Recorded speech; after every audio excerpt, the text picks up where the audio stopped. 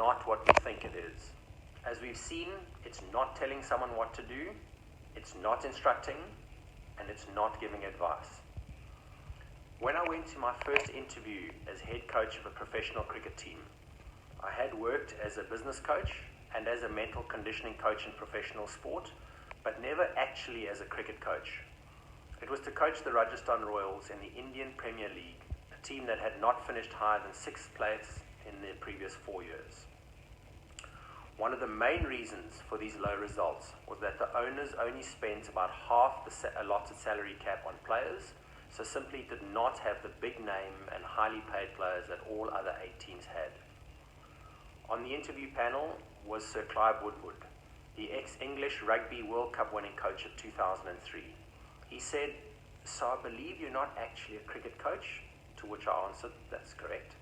And then he asked about bringing in coaches to cover the expertise that I didn't have, maybe a batting coach, a bowling coach, and even a fielding coach.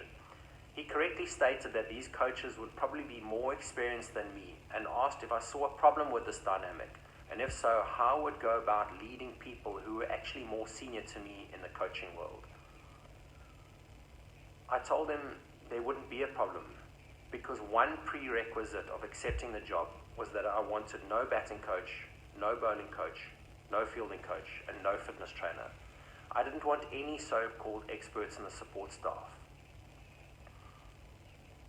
After more than a moment of silence, Sir Clive asked, "What do you mean?"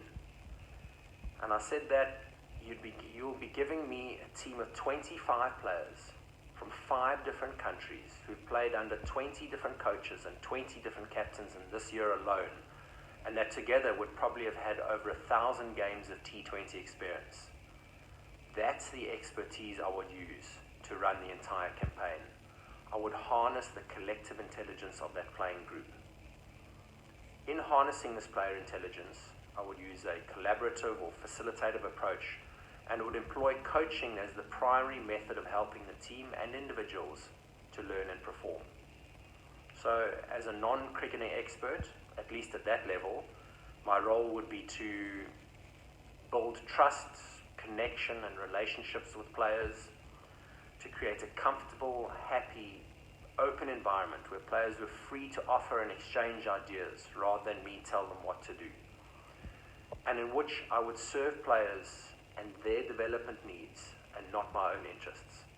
In coaching them, I would engage players more deeply in their own learning by probing and questioning about where players wanted to go, assist them in exploring all possible options of how best to get there, based primarily on their needs, and giving objective, non-judgmental feedback, and supporting, encouraging their growth, importantly, rather than criticizing their errors. In the ensuing 8-week season that followed, Rajasthan Royals ended up 3rd in the IPL, qualified for the Champions League for the first time in 5 years, and went unbeaten all the way to the finals of that tournament, where they lost narrowly in the dying moments.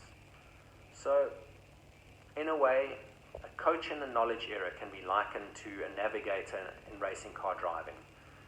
As coach, I'm your learning partner, helping you navigate your own way in life. As an athlete or the person being coached, you are in the driver's seat. You have your hands on the wheel of your life.